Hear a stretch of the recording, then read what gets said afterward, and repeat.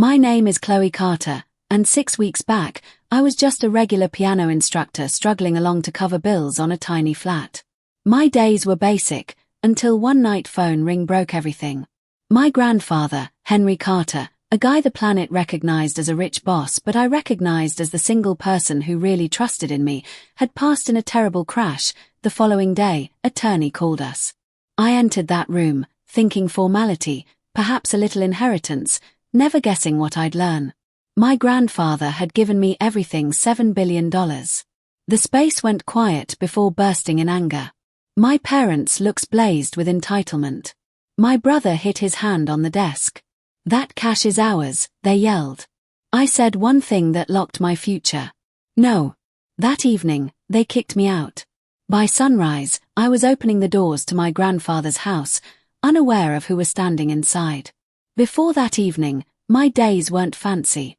I wasn't wealthy, or strong, or even seen. I was just Chloe Carter, 26 years young, a piano instructor at a little music place downtown. My hours were loaded with practice, awkward starter songs, and the rare talent whose hands moved over the notes like wonder. My pay hardly handled bills, food, and the used vehicle I hoped wouldn't break on the road. And still, I wasn't sad. I discovered joy in little moments, the manner a kid's expression glowed when they played their opening tune, the calm nights when I'd relax with written notes and train until my neighbors hit on the barrier. My parents, though, never got it. To them, winning meant office spaces, costly vehicles, and people ties.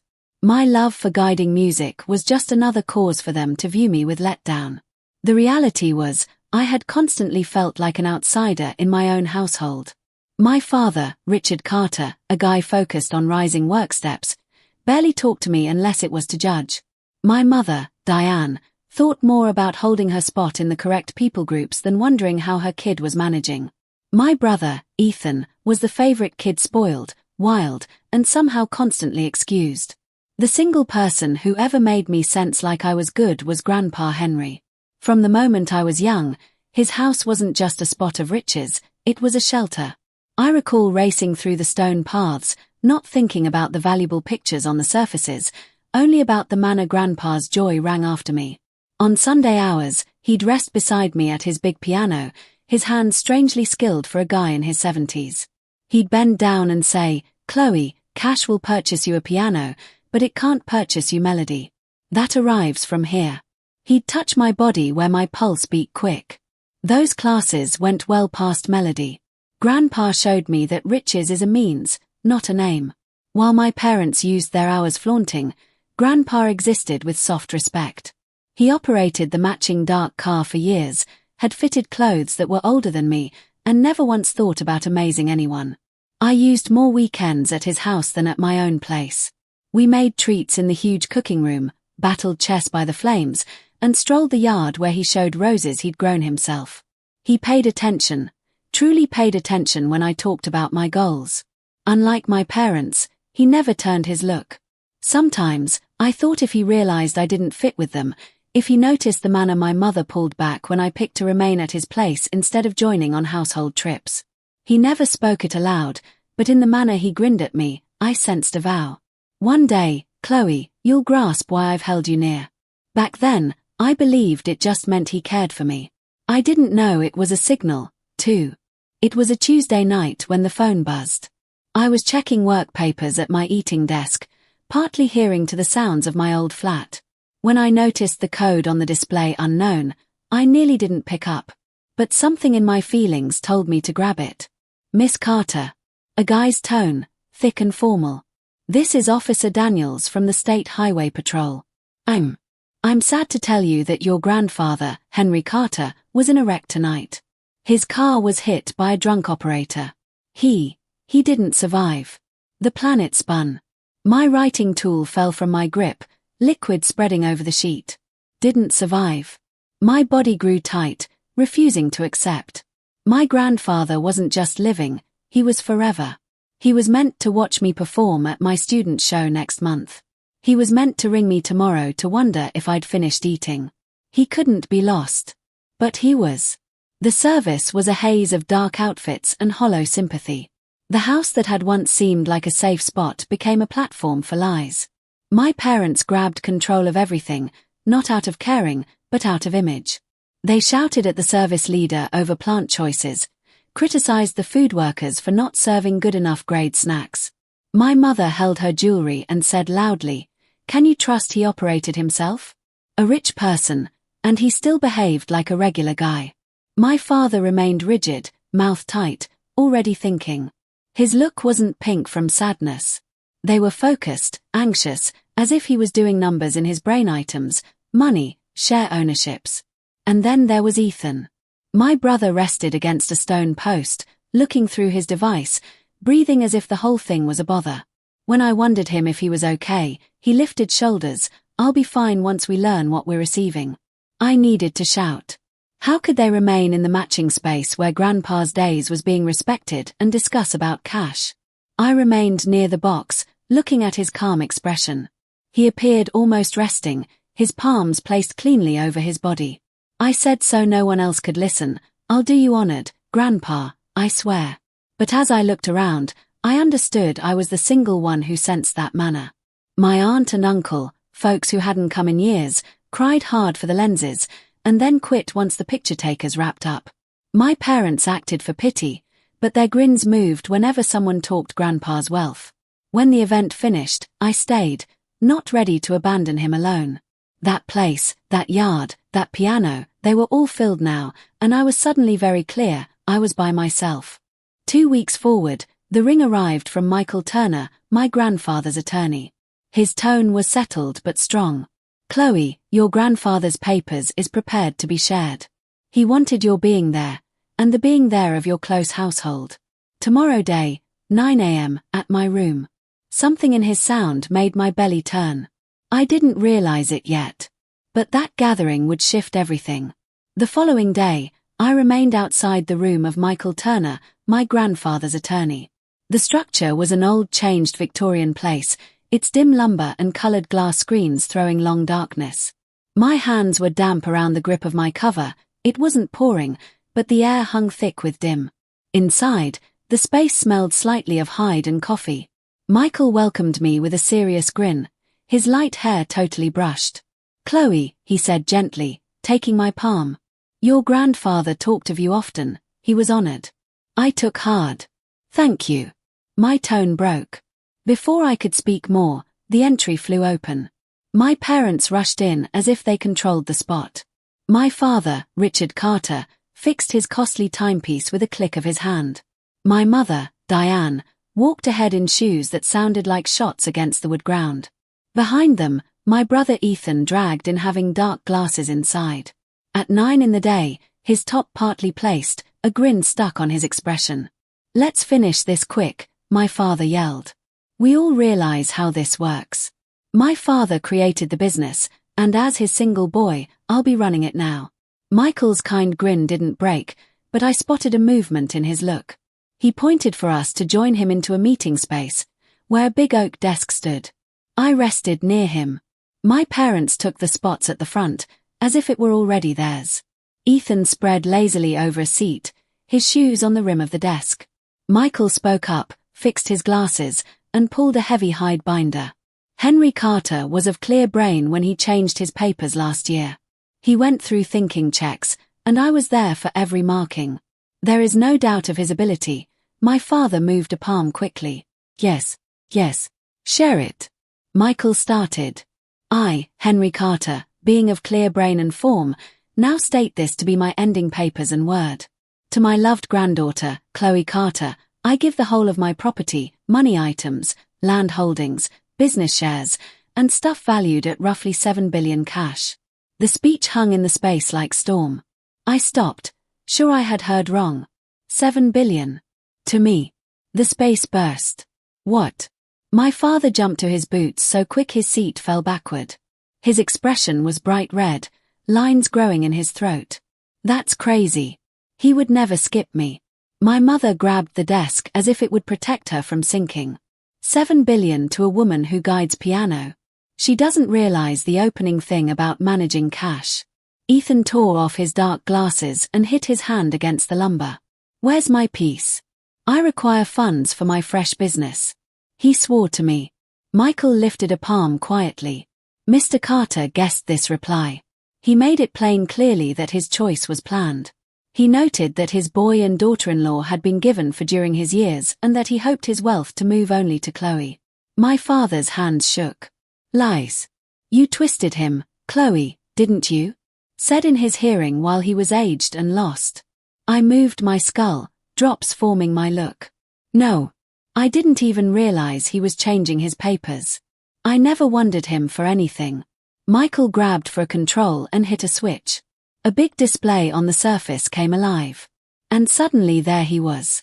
My grandfather. He rested on his known hide seat, palms together. His tone settled but strong. If you are seeing this, it means I've gone. Richard. Diane. Ethan. I care for you as household, but I can no longer look past what you've turned into. Want has blinded you. You view me as a wallet, not as a father, not as a grandfather. Chloe is separate. She comes because she thinks, not because she needs. She exists with honor. She will hold my memory with respect. My mother breathed. Ethan said a bad word under his wind. My father yelled at the display. This is twisting. He wasn't considering right. But Michael's tone cut through the mess. The papers is lawfully solid. Fighting it will be costly, and given the proof, nearly hopeless. The rage in my father's look as he faced me was enough to freeze my blood. This isn't finished, Chloe. You believe you can oppose us. You'll be sorry. I stopped. My grandfather's speech still ringing in my hearing. She will hold my memory with respect. At that point, I understood the wealth wasn't just cash.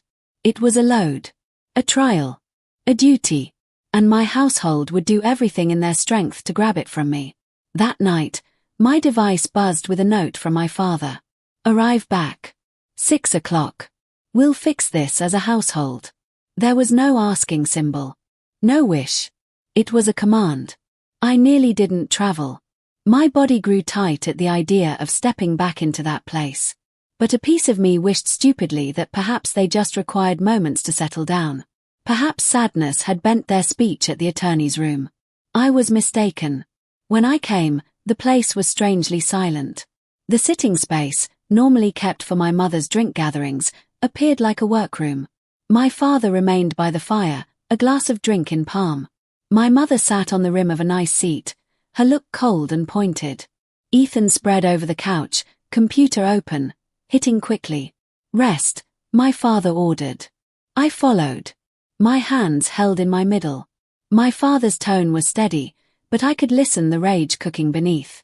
You realize what you require to complete, Chloe. Mark the property over to me. I'll run it right. You'll get a nice payment. 10%. More cash than you'll ever require. 10%. I repeated, my tone shaking. That's over 700 million cash. My mother broke in easily. Enough to purchase a house. Enough to exist like a ruler. You don't require duty. Give that to your father. Ethan hit his computer closed. 700 million is lots. I require the balance for my business. Grandpa hoped me to win. Don't be greedy. The speech cut me like blades. Greedy. I said. Grandpa picked me because I wasn't like this. Because I didn't view him as a money source. My father's expression grew hard. He moved nearer, standing over me. This isn't about picking. It's about household trust. Either you mark, or you step out that entry with zero. Do you grasp? The quiet stretched. My pulse hit in my hearing. I considered my grandfather. His joy. His classes. The manner he told me cash was just a means. I considered the manner he grinned when I performed piano. Not because I was right, but because I was me. I raised my head. No. The space burst. My mother jumped to her boots. Her tone sharp. You thankless little brat. After everything we've completed for you nice schools, classes, a cover over your skull, you oppose us? Ethan mocked. Love being wealthy and by yourself. You'll arrive crawling back once you understand cash can't hold you at dark. But it was my father's speech that hurt the strongest. His tone fell to a scary say. If you step out of this place tonight without marking, Chloe, you are no longer my kid. Don't arrive back. Don't ring. Don't think a single bit of aid. You'll be gone to us. My wind stopped. A piece of me needed to sob, to beg him to grab it back. But another piece of me, the piece my grandfather had grown, remained strong. I guess I've been gone to you for years, I said quietly. You never noticed me. You only noticed what you hoped. My father's expression bent with rage. He took my shoulder, pulling me toward the main entry. My mother joined, yelling commands like a boss. Gather a sack. 30 minutes. After that, the locks will be switched. I fell into my youth sleeping room, the surfaces still covered with aged show prizes and faded pictures. My palms moved as I pushed clothes into a sack. I took my travel paper, my grandmother's blanket, the picture of Grandpa and me at the piano. Everywhere I viewed, I noticed ghosts of the woman I used to be, of the household I believed I had. When I came back to the path, my father was standing. Shoulders folded, look cold. He pulled the main entry and showed outward. Out. The dark space was frozen as I moved onto the steps. My sacks seemed stronger than they were. My mother's tone joined me out. You'll be sorry for this, Chloe. Cash won't hold you heated. Household is always. I faced, my tone steady despite the drops in my look. Then why did you just kick me out? The entry hit closed behind me, and just like that, I was without a home. But I wasn't broken. In my bag was a little metal piece marked with my grandfather's letters. The piece to his house. The one spot left that seemed like belonging. I held it firmly. If they believed they could remove me of everything, they were mistaken. This was just the start. The trip to my grandfather's land seemed longer than it was. My aged car shook along the dim street, front lights slicing through the fog. My cloth sacks were stacked on the rider spot, but the single thing I held was the little metal piece. My grandfather had pushed it into my palm last year with a blink. Someday you might require this, Chloe. I never pictured he meant now. When the metal doors of the Carter land came into sight, my body grew tight. They lifted like guards against the dark, high and firm, with the household mark cut into the middle. For a bit, I stopped. Could I really pass that edge without him here? Would the place seem empty without his joy? But then I recalled the hit of my parents' main entry. The ending in my father's tone. I had nowhere else. This house was all I had remaining. The piece moved into the lock with shocking ease. The doors made noise open, and I operated up the curving road, covered with aged trees whose arms seemed to bend in greeting. When the house came into sight, my wind stopped. Its screens shined gently, as though the place itself had been standing by. I stopped in the round path and rose the stairs to the main entry. My palm shook as I twisted the piece. The lock sounded, the entry moved open, and the smell reached me right away. Fruit cleaner and wood smell, the matching smell I'd recognized since youth. I moved inside. The big entry room stretched before me, stone grounds shining under the hanging light. My feet rang loudly, as if the place were aware of my entering. I partly thought my grandfather to show at the peak of the steps, telling me off for being late for Sunday meal. But the quiet was loud. Miss Chloe. I leaped, nearly releasing my sack. A shape came from the darkness, a high guy with light-marked hair, wearing a cleanly pushed outfit. Memory filled me. Robert. My tone broke. Robert Hayes. He grinned slightly, marks getting deeper around his kind look. Yes, miss. I've been with your grandfather for over 25 years, and now. His look grew soft. I guess I'm with you. Feelings rose in my neck. I believed everyone would be lost. I believed I'd be by myself. Robert moved his skull strongly. Mr. Carter guessed. Problem. He told me. If anything occurs, you guard Chloe. She is the real owner. He gave clear commands. Drops formed my look. Of course he had. My grandfather was constantly 5 moves forward. Robert guided me into the workroom, where the flames was already popping. I maintain the place going, he shared. Your grandfather demanded it stay prepared, no matter what. He said one day you might require safety here. I dropped into one of the hide seats, the fire heating my frozen skin. For the opening moment all dark, I sensed the load of protection. But it was passing. What occurs now, Robert? I wondered quietly. My household. They won't allow this pass. They already warn me. His face grew dim. They arrived here once, after the service. Attempted to grab things, jewelry, papers. I halted them. But Mr. Carter realized they'd be back. That's why he got ready. You'll notice tomorrow. Tomorrow. Robert agreed. Mr. Turner, the attorney, will come. There are papers, recordings, even notes your grandfather gave for you. He created a barrier of guard around you, Chloe. But you must remain strong. I rested back, holding the blanket I'd brought from my youth sleeping room. The place buzzed with energy around me, the ticking of the grandfather timepiece, the pop of the flames, the soft sound of protection lenses I hadn't seen before. For the opening moment since the paper's sharing, I sensed something bigger than worry. Purpose. If my household hoped battle, they would discover I wasn't by myself. My grandfather's house wasn't just a place. It was a castle. A memory. And I was prepared to guard it. That dark I rested in the visitor space I'd constantly used as a kid. The covers were freshly cleaned. A reading book I'd given months back still rested on the side table. Page marker placed neatly inside. It was as if my grandfather had realized I'd come back not as a caller, but as the one who fit. I woke the following day to the noise of tones downstairs. For a bit, I worried. Had my household already discovered me? I took my device and moved to the upper floor, only to notice Robert at the main entry, talking calmly to a known shape. Miss Chloe, Robert spoke gently. It's Mr. Turner. Comfort passed over me. Michael Turner moved inside, his work bag in palm, his expression serious but heated. He viewed around the house as though he'd been here many moments. Your grandfather relied on me with more than his papers, he said, placing his bag on the eating desk. He relied on me with you. I joined him into the workroom where daylight poured over the brown lumber desk. He pulled the work bag and took out a heavy cover, closed with my grandfather's letters. He made you notes, Michael shared, help, commands, and signals. My palms shook as I split the close. Inside were cleanly typed sheets, each one marked in my grandfather's steady grip. Chloe, the note started. If you are seeing this, then I am lost. I realize your father and mother will arrive for you. Do not allow in. I have gotten ready for this time. Drops blurred my sight. But I maintained seeing. You will not remain by yourself. I have collected folks who think for you, folks who will guard you when blood faces against you. Rely on them as you relied on me.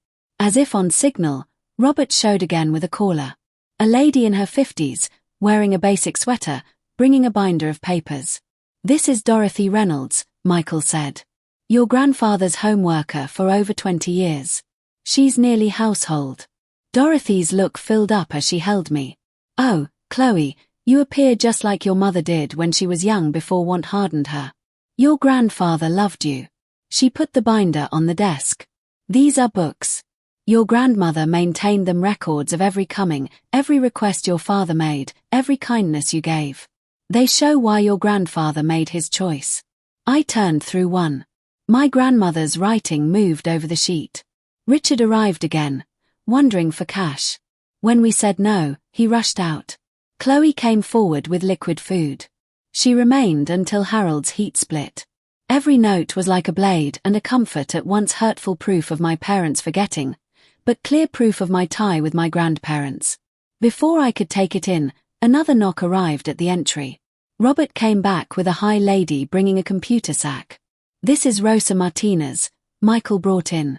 Your grandfather's work friend. She realizes Alexander moving inside and out. Rosa gave me a strong hand hold. Your grandfather gave me commands to aid you grasp the business. He hoped you to realize not just where the cash arrived from, but how to guard the folks who created it with him. She pulled her computer and showed number sheets, pictures, and marks. This isn't just about wealth. Hundreds of workers count on this business. He relied on you to keep his beliefs. Another rush of feelings pushed through me. I wasn't just getting cash, I was getting lives. By midday, more helpers came. George Patel, the money guide who had run my grandfather's collection for ages. He brought binders loaded with clear records, displaying just how carefully my grandfather had organized. Carlos Ramirez, the land boss who had watched care of the land. He showed changed protection film lenses my grandfather had asked placed after thinking my father's messing. Judge David Harrison, a household friend who welcomed me with a serious agreement. Your grandfather wanted me to work as a fair watcher if fights came. I will not allow his hopes be bent. The space loaded with tones, sheets, proof. For hours, they shared everything my grandfather had completed to get ready. Every piece, every care was like a string made into a net built to hold me if I dropped. When the final binder was shut, I rested back, flooded. He realized this would occur, I said. Michael put a palm over mine. Yes, and he relied on you to be bigger than them. Robert fixed his shoulders. Your father arrived here after the service. Attempted to grab jewelry and papers. He won't halt. He'll arrive back, and he'll carry the others. But this moment, Chloe, you'll be prepared.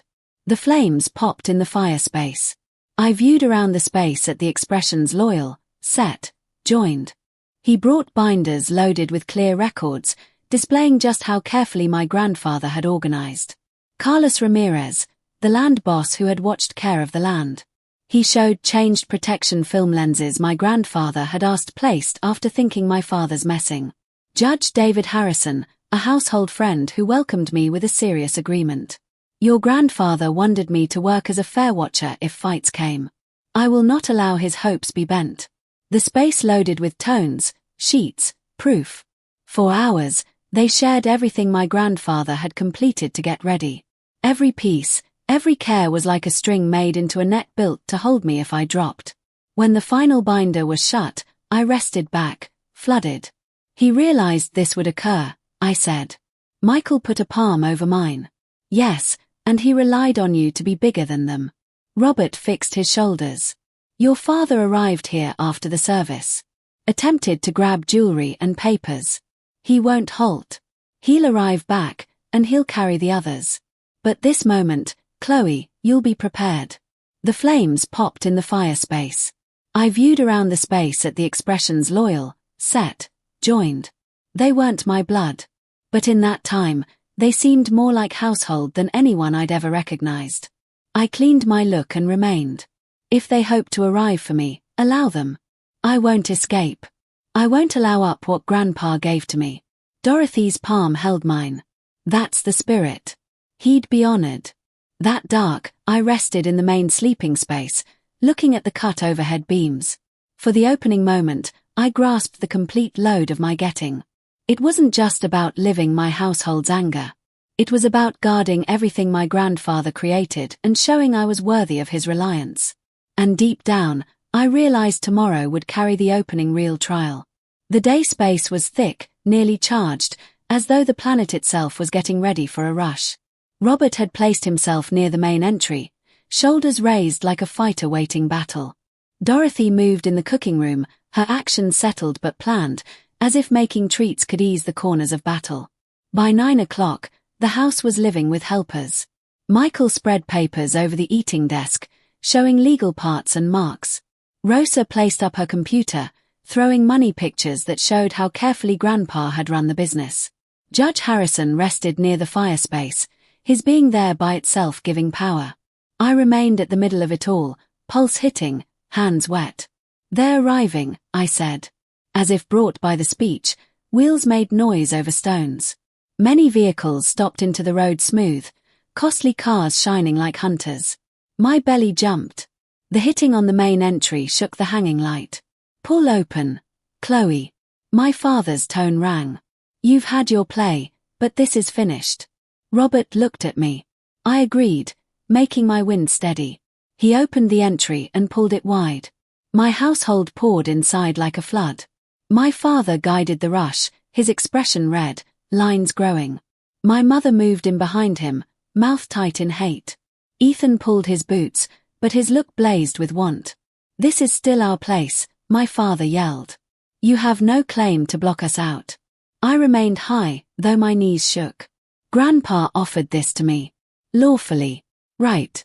Every manner that counts, Ethan mocked. Don't act pure, you bent him. He wasn't considering right. Everyone realizes $1 billion cash business fits with the household, not some broke piano guide. Michael lifted calmly, raising up a binder. Really, Henry Carter guessed these blames. He gave written and film words making plain that Chloe was of clear nature and that his choice was planned. Fighting this papers would be useless. My father grabbed the binder, turning sheets quickly. Made up, he spat. You believe a judge will grab this over the speech of his own boy? Counts on which judge? A thick tone stopped. All look faced as Judge Harrison moved ahead. And, sadly for you, Richard, I am one of them. Your father wanted me personally to watch any fights. These papers, this proof, it's tight. You won't succeed. The shade left from my father's expression, but anger quickly took fear. He stabbed a hand at me. Thankless brat, you're ripping this household separate. I took hard, my tone shaking but strong. No, you completed that long back when you picked cash over caring. My mother's calm broke, her tone lifting sharp. After everything we offered you, nice school, classes, trips, you pay us like this? $7 billion fits with the Carters, not to you by yourself. Dorothy came quietly from the edge, raising a little box. Really, Mrs. Carter, your kid fits here more than anyone. These are books your mother-in-law maintained. Every coming, every request, every kindness. They show clearly why Henry made his pick. My mother stopped as Dorothy passed the box to Michael. He took out a sheet and spoke aloud. Richard requested cash again. When we said no, he yelled that we were cheap. Chloe arrived forward with liquid food and remained until Harold's heat split. The space was quiet, except for the popping flames. Ethan suddenly rushed ahead, hitting his palms. On the desk. This is garbage, he yelled. You can't turn us away with fake notes and old books. Michael remained calm, his tone like ice. These aren't fake, Ethan. They're signed, dated, and witnessed. Your grandfather kept records because he knew you'd fight this.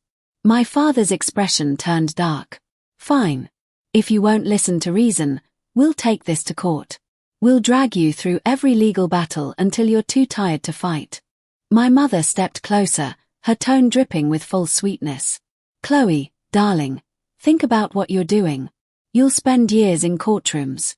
Lawyers will drain your inheritance. Is that what Grandpa would have wanted? I felt the pressure building in my chest, but I forced myself to stay calm. Grandpa wanted me to protect his legacy, and that's exactly what I'll do. Rosa stood, her laptop screen glowing. Actually, Henry prepared for that too. He established a trust with independent trustees. Even if you challenge the will, Chloe's position is protected. The company continues operating under her direction. My father's fists clenched. This is insane. You've brainwashed her. Judge Harrison stepped forward, his voice carrying authority. Mr. Carter, I suggest you leave before this becomes harassment. You have no legal standing here. Ethan kicked a chair, sending it clattering across the floor. You'll regret this, Chloe. We'll make sure everyone knows what kind of person you are. Dorothy moved beside me, her presence comforting. These people will say anything to hurt you, dear. Don't let them. My mother's expression twisted with rage. You think you're so special? Wait until the media hears about this. We'll tell them how you manipulated a dying old man. Michael's voice cut through sharply. Threatening slander won't help your case, Mrs. Carter. In fact, it strengthens Chloe's position. My father pointed at me one last time. You've made your choice. Don't come crying to us when you realize you can't handle this. I lifted my chin, my voice steady. I won't. Because I have people who actually care about me, not my money. The words hung in the air. My father's face went crimson. He grabbed my mother's arm and stormed toward the door, Ethan following behind, muttering curses. As they reached the threshold, my father turned back. This isn't over, Chloe. Not by a long shot. The door slammed behind them, rattling the windows. The silence that followed felt heavy, but also strangely freeing. Robert locked the door and turned to me. You did well, Miss Chloe. Your grandfather would be proud. I collapsed into a chair, my legs suddenly weak. Are they really gone? Michael sat across from me, his expression serious. For now. But your father meant what he said. They'll try again, through lawyers, through the media, through any avenue they can find. Rosa closed her laptop. That's why we need to be strategic. Henry left detailed plans for protecting the company and your interests. We need to implement them immediately. Judge Harrison nodded. I'll monitor any legal filings. If they attempt to contest the will, we'll be ready. Dorothy brought me a cup of tea, her hands gentle. Drink this, dear. You've been through a lot today. I sipped the warm liquid, feeling it calm my nerves. Thank you. All of you. I don't know what I would do without you. George Patel, who had been quiet until now, spoke up. Your grandfather chose you for a reason, Chloe. He saw strength in you that your family lacks. Carlos added, we're here to help you learn. You don't need to know everything right now. We'll guide you. I looked around the room at these people, strangers a few hours ago, now my support system. How do I start? Michael pulled out another folder. First, we secure the estate. Change all passwords, update security protocols, and ensure your family can't access any accounts. Rosa continued. Then we review the business operations. You need to understand what you're protecting, who depends on it, and how to make decisions. The weight of responsibility settled on my shoulders, but it felt different now. Not crushing, but grounding. I have so much to learn. Dorothy squeezed my hand. And you will. One step at a time. That evening, after everyone had left, I sat alone in the study. The fire crackled softly, casting dancing shadows on the walls. I pulled out the letter from my grandfather again, reading his words carefully. Chloe, money is just a tool. What matters is what you build with it. I built a company that provides jobs, supports families, and creates value. I trust you to continue that work. Your family sees dollars. I need you to see people. That's why I chose you. Tears rolled down my cheeks, but they weren't tears of sadness.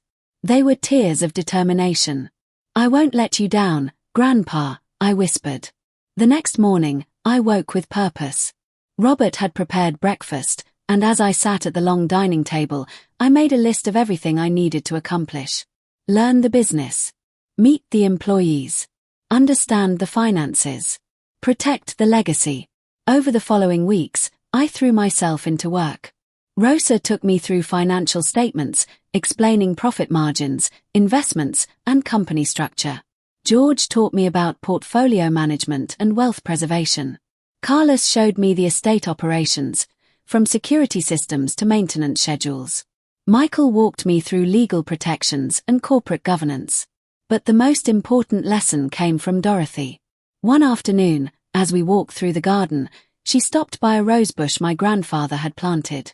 Your grandfather used to say that roses need both sun and pruning. Too much kindness makes them weak. You need to be strong, Chloe, but never cruel. I touched the soft petals, understanding her meaning. I won't become like them, Dorothy. I promise. She smiled. I know you won't. That's why he chose you. Meanwhile, my family didn't stay quiet. Within days, tabloid headlines appeared, family torn apart over billionaire's fortune, granddaughter accused of manipulation. My father gave interviews, painting himself as the grieving son betrayed by a scheming granddaughter.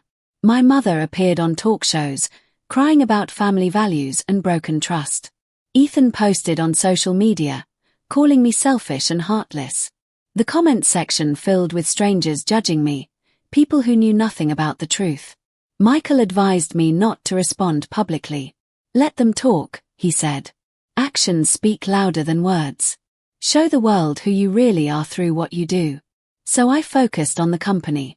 I visited factories, met workers, listened to their concerns. I increased benefits, improved safety protocols, and invested in community programs. The employees noticed. Word spread that the new owner actually cared about them, not just profits. News articles began to shift, highlighting the positive changes under my leadership. My family's accusations started to lose credibility as evidence of my work emerged. But they didn't give up. 3 months after the will reading, Michael called with urgent news. Chloe, they've filed a lawsuit. They're claiming your grandfather lacked mental capacity when he updated his will. My heart sank. What do? We fight. And we have everything we need to win. The court battle was exhausting. Depositions, hearings, and endless legal arguments. My father's lawyers painted me as a manipulator. They brought in supposed experts questioning my grandfather's mental state. But Michael was prepared. He presented medical records showing my grandfather's perfect cognitive function. He showed the journals documenting my family's greed and my genuine relationship with my grandfather. Judge Harrison testified about my grandfather's clear intentions. Rosa and George explained the careful planning behind the estate structure. Most powerfully, Michael played my grandfather's video testimony. Watching him speak from beyond the grave, his voice firm and certain, brought tears to my eyes. I am of sound mind. My decision is deliberate and final. Chloe has earned this through love, not manipulation. My son has proven himself unworthy through his endless demands and lack of character. The courtroom went silent. Even my father's lawyers seemed shaken. After 6 months of legal warfare, the judge ruled in my favor. The will stood. My inheritance was secure. My father left the courtroom without looking at me. My mother followed, her face tight with anger. Ethan slammed the door on his way out. I felt no joy in their defeat, only relief. It's over, I said to Michael. He shook his head gently. The legal battle is over. But rebuilding your life, that's just beginning. He was right. Over the next year, I grew into my role. The scared piano teacher transformed into a confident leader. I made tough decisions, invested wisely, and honored my grandfather's values. I established scholarships for music students, remembering my own struggles. I funded community programs in my grandfather's name. I proved that wealth could be a force for good. Sometimes, late at night, I'd sit at the grand piano in the mansion. I'd play the pieces my grandfather loved, feeling his presence in the music. One evening, as my fingers moved across the keys, I heard his voice in my memory. Money will buy you a piano, but it can't buy you music. That comes from here. I touched my chest, where my heart beat steady and strong. I finally understood. The inheritance wasn't just money. It was responsibility. It was legacy. It was love. My family had wanted the fortune. But they'd missed the real treasure, the lessons, the values, the purpose behind the wealth. I had all of that. And no amount of money could ever replace it. Years later, I stood in the same lawyer's office where this journey began. But this time, I was updating my own will, preparing to pass on what I'd built. Michael smiled as I signed the documents. Your grandfather would be so proud of who you've become. I looked out the window at the city below, thinking of all the lives touched by the legacy I'd protected. I hope so, I said softly, because everything I am, everything I've built, started with his belief in me. And that's something no one can ever take away. The end.